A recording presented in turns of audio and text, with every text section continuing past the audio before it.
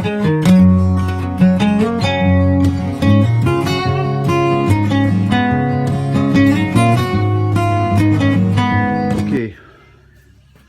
picked this 52-inch Tiger Cat up at auction last fall. They advertised it as it wouldn't start. I'd have to look. Just under 2,000 hours. Let's see. 1831. So I had a feeling the engine was toast.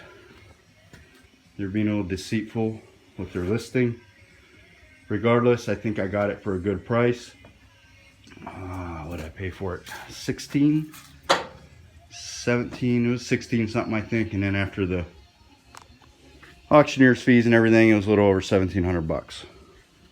Get it home, yeah, it had no compression. So what I did, got online, some price shopping. I already had an idea what one cost. Brand new Kawasaki commercial engine. I wasn't gonna mess around with trying to rebuild that other one. So that's the project. Here we are at the end of February. This thing's clean otherwise. I think a little over $3 grand. Have a good mower. There's only a couple other major things that can go wrong with it. So where I'm at in my business, I can't justify spending $9-10 grand on a mower. So here's my other Scag. It's a 48 Tiger Cub. This thing's hammered. Seen better days, but it's a good mower. Built like a tank, and this was my first zero turn, first mower when I started my business in 2015. It's a Husky 54-inch. Now, although it does have a commercial engine on it, you definitely notice a difference. It's a stamped deck, it's not fab. It's not quite as fast, and it definitely can't push through heavy grass. It's not made for what we're doing to them. See here, my welding needs some practice. But the seat broke, just real thin, cheap metal, just not made up to standard. I think the hydros are 3100, so they're like the lowest grade commercial hydro they recommend using. There's my toy Grizzly 660. Picked that up for a good deal too. I think it was like an 02 or an 03. It was real clean when I got it. I put some wear and tear on it, but I was gonna sell this Husky. Decided to keep it for a backup, and bought a grass catcher for it. And the grass catcher for that is much cheaper than getting one for one of these Scags. So although I don't offer bagging with my mowing services, it might come in handy for small leaf cleanups or around my house or whatever. So that grass catcher was cheap. It was like 500 bucks. So everything's a mess. This garage, it's embarrassingly dirty. So we're gonna get organized here, get this motor swapped out, and start tearing it apart today. Get that thing removed and get this thing running so we're ready to go here. It'll be upon us before we know it. All right, I'll be back with some progress. So just so everyone knows, I'm not exactly a master mechanic, and I think I can handle this project no problem. I've always wrenched on stuff, changed my own oil. Never been afraid to get my hands dirty, but an engine swap, never done it. Could I rebuild one? Heck no. But just stuff like this, plug and play.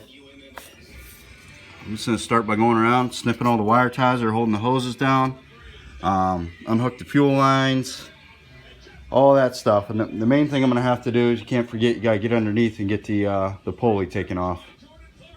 So that's it. Just start unhooking stuff. I'm gonna unmount it from the frame and make sure I have everything unhooked, and hopefully I can lift it up off there. So just that's it. You can save a lot of money by just getting after stuff yourself if you have the time. Now if this was summertime, I definitely wouldn't be able to do this, but here in the off season, something I can tackle. Plus it's a nice warm day out. There's the beast sitting in the drive. But, yeah, don't have to worry about cranking my wood burner and trying to stay warm out here. And I don't have a dedicated shop, so this is our attached garage that my wife wished she could take back. So sometime here in the near future, we're gonna get a 30 by 40 built and get some room. All right, I'll be back. The part I was talking about when I said the pulley underneath, it's actually the clutch. You have to go up with a breaker bar, relieve tension, take the belt off the tension pulley up there, slip the belt up off the top. Really not much to it, and it's splined on the shaft. So if I recall correctly, I drive this bolt out here, it should drop right out. Let's give it a try.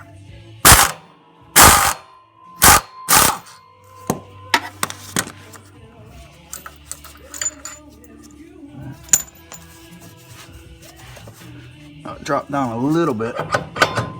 It's still sitting up in there.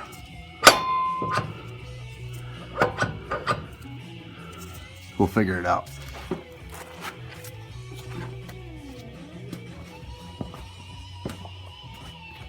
All right, it only dropped down as far as this would allow it to. This part right here. So that just lets it, it's not even moving. Keeps it in line. It's like a rubber buffer. So this nut has to come off. Once that nut comes off, you can pull this out. It's been a while. I did one on that other Scag a year or two ago. So yeah, that was a 5/8.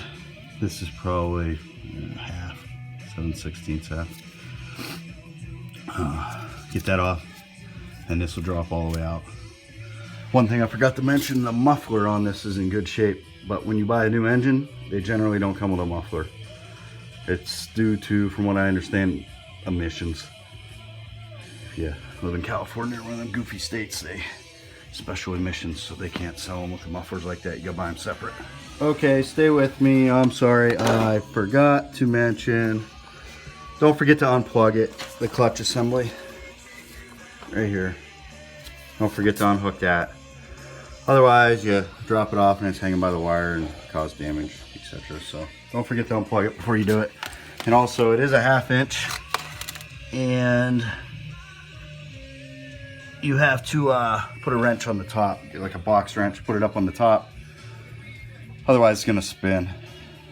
It's just a bolt down through there with that nut, so you gotta hold it off on the other end. I hope you're not watching this for a tutorial on how to remove this clutch. Wrong again. I got that part out. Make sure you keep it stacked up in the way it goes. It's kind of tricky. You set it down exactly how it come apart. Especially, it's gonna take a little while before I'm putting it back together. Next thing you know, you don't remember, but now I gotta take that thing off. And you can't see it, can't get to it, so I'm gonna pull the tire off and reach in there, but just want to follow up. That way you guys are doing this and scream at me and say I'm wrong. So that's it. Trial and error. Fix it as we go. Okay, a little bit of progress. Got the clutch assembly out. I'll show you the shaft. Here's the shaft, crankshaft from the engine. That thing, you actually loosen those 2 bolts there. Obviously from the other side. Well, I took the bottom one out and then the top one. I can't tell. It's got like a slide, so you can actually move it up and tip it to the side and slide that clutch and pulley assembly out. Definitely gonna be easier with this this back portion off, back guard. So I just went ahead and took it off, get it out of the way. Took the other wheel off. Got front bolt, couldn't get to it with the impact. Little tip, I always try to put back my bolts and nuts where they came from, especially on a project like this, where I might not be putting the parts back together for a week or two. Hopefully more like a week, we shall see. I put them back in. Somebody's had this thing apart already. They got different size stuff here. You can tell. The back here. Those, and then it's the square. You sit down in there. You can impact them off. But some genius had this one the proper way. That's obviously not what came with it. Should have these shorter ones. But on these two, he had them reversed. So I couldn't put the impact on. I had to try to squeeze back in here. It was real tight. And they're 9/16, so put a big ass wrench in there trying to take them off. Took forever. And on this side, you can get to these two with the impact. It's in the last one. It's tucked up in there. I don't know if you can see it.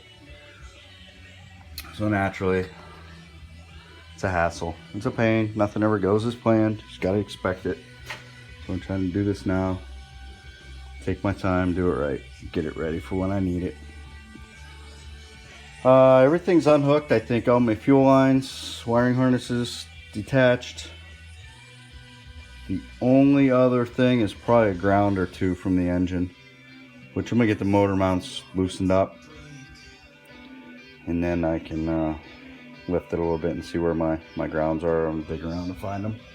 So that's probably it. Get the grounds off, motor mounts, lift her up off there. Get the muffler taken off, put it on the new one, and as time allows. Of course, I'm working full time trying to get this done, but the wife's out of town this weekend with my son, so I got a few days with me and the dogs. Figure I'd get something constructive done. Real quick, something else I just noticed. They had this rag tied around up here. I said I bought this thing and I haven't even really looked at it, but anybody know what that is? Yep. Right into the old drain plug. That's nice. Looks like it's a homemade job, but it's gonna work. So you don't have to worry about trying to reach the darn drain plug. I don't know why they put them in such obscure places. So that will definitely be going on the new motor. Make oil changes a breeze. Motor mounts are loose. There's 4 of them. They're underneath. They're 9/16, but that's it. Engine is loose. Little DeWalt impact. I love that thing. There was 2 of them. I had to grab the ratchet and crack them loose and then just run them off with that impact. That's it, really. Couple hours tinkering around, doing other projects in between, like gluing drawers. Not that much to it. Like I said, I'm not a master mechanic, but pretty simple. So now I know I have a ground or two to find to get loose before I can lift this all the way off. And that's it. Then we'll start the install. And this is what you get when you wing it. Like I said, I hope you're not following me as an instructional.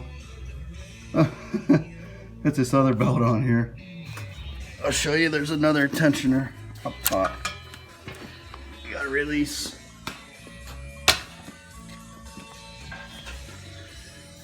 Right there, put a breaker bar in, an extension on it, breaker bar, and drop that belt off. That pulley's probably got to come off to go on a new motor anyhow, so it's like there's an Allen screw in there. Drop the whole pulley off while we're at it. Then we can proceed to lift the motor. Okay, I want to show you something here. Oops. Like I said, get that belt off, loosen that tensioner pulley, drop the belt off, and then focus. 1, 2. Just 2, they're standard, they're not metric.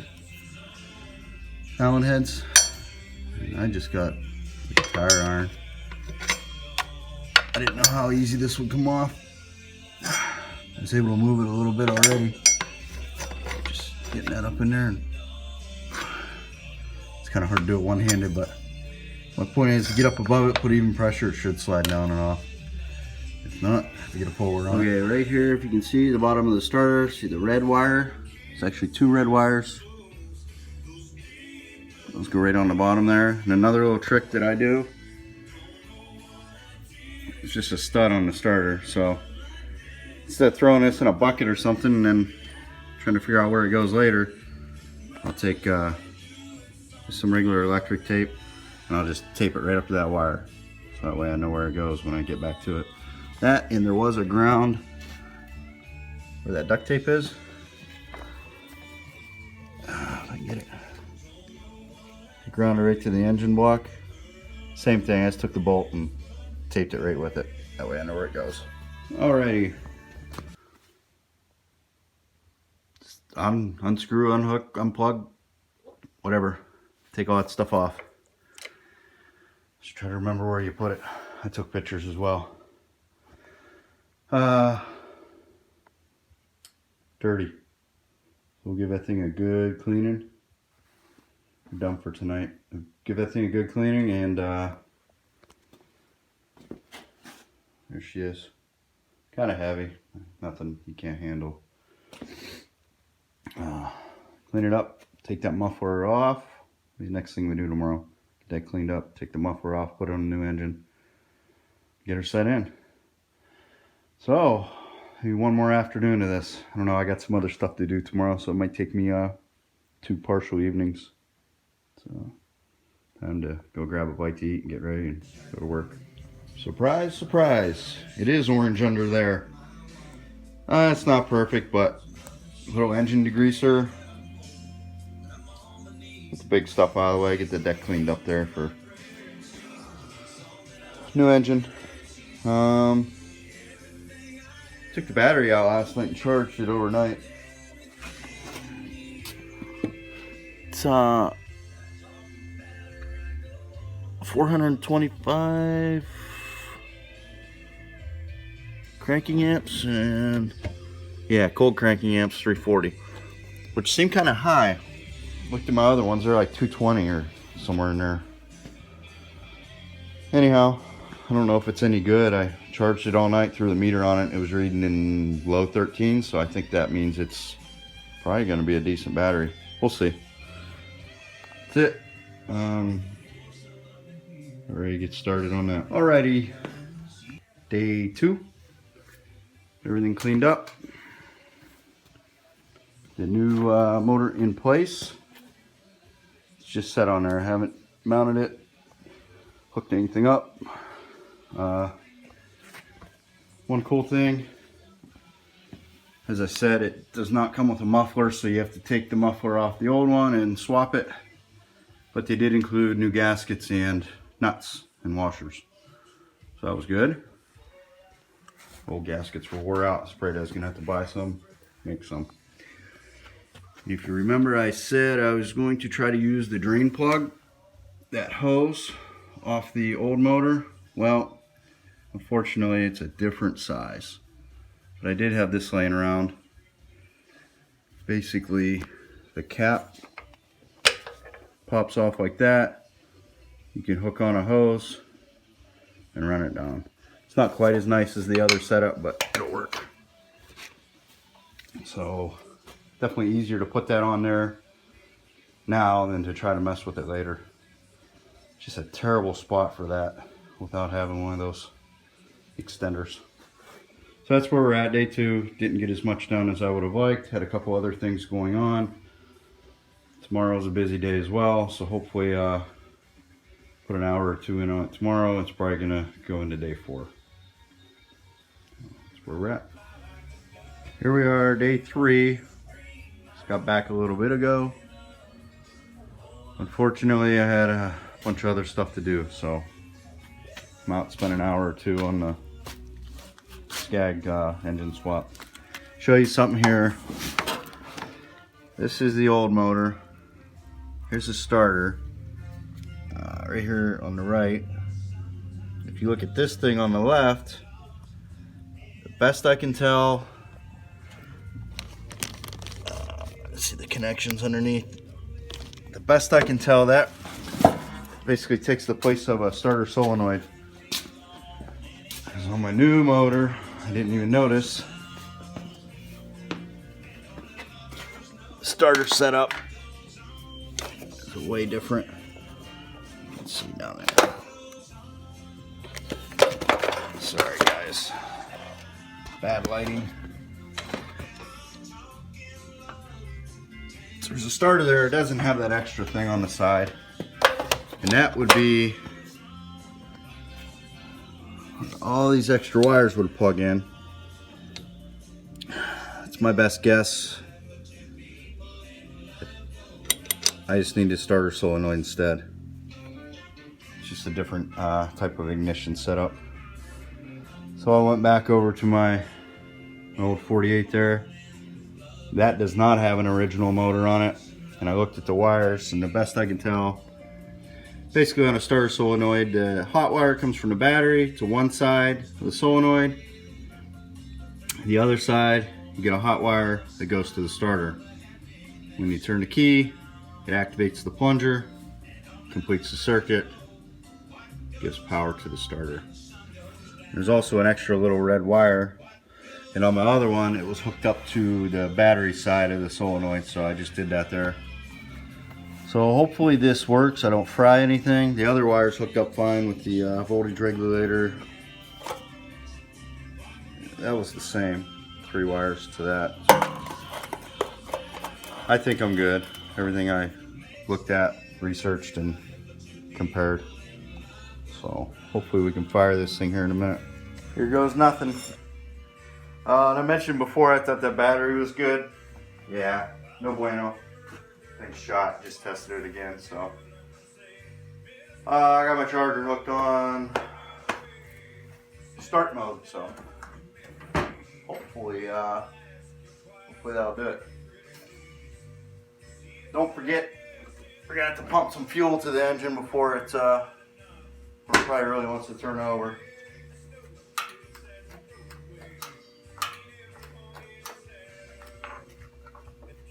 Or not. Now the solenoid's clicking. Okay, we're back. Alright, like I said, that battery's shot. Charger on it, I don't think that was even doing it, so I swapped one out of my mower. That thing's going in the trash. Still just getting this clicking. So something's wrong somewhere, but when I jump my solenoid, it's turning over, it wants to fire. So either the solenoid's bad or I got something wrong elsewhere. This is an old solenoid I had laying around, so it's possible that that's bad. I need to test that. Here we go.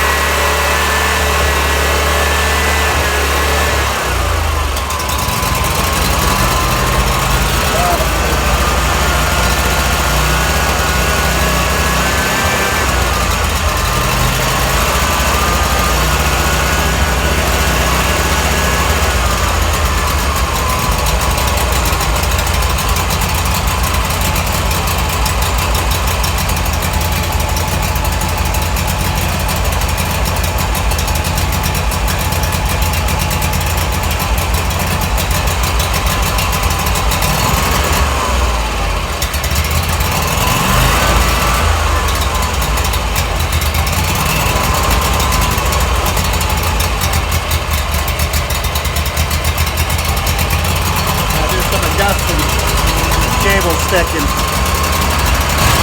Be running.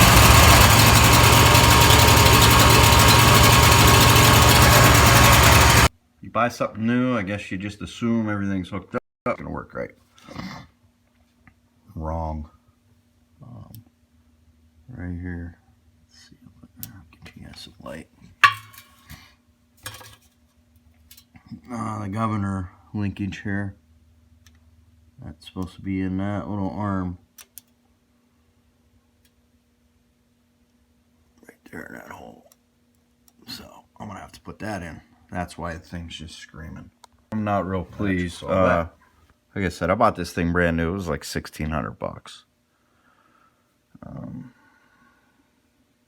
See that?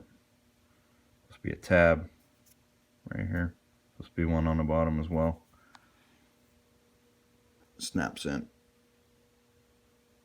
So I still got the old the donor motor over there, so I took that one off, and pretty bad that one has 1,800 hours on it, and that thing's in better shape than this one. When I did get it, it kind of tossed it up against my garage door. It wasn't packaged real well. I wasn't real pleased with that, but other than that, everything seems okay. So we're gonna fire it up again. That should have taken care of the problem. Reconnect the throttle cable here. Okay. Still not starting right. Oops. Like I said, the solenoid.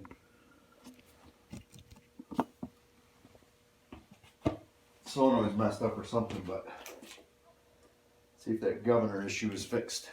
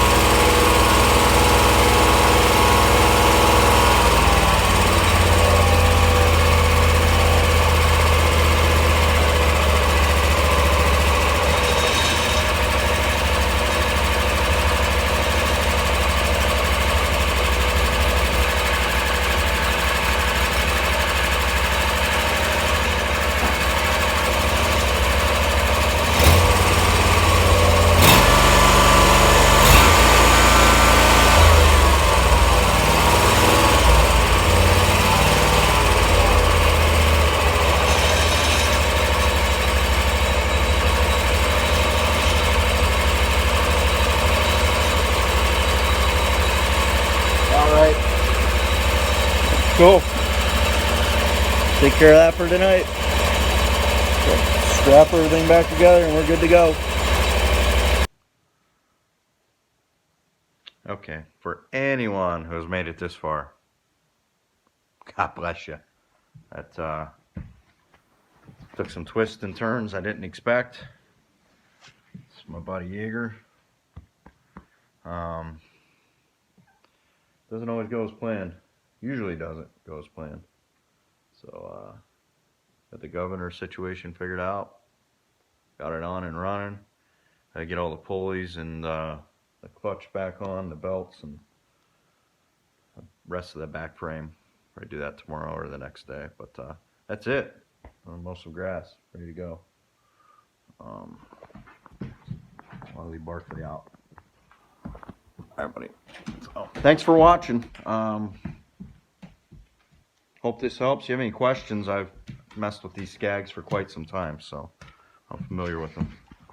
Can usually figure it out. So if I can help you in any way, shoot me a message and I'll do what I can. Thanks.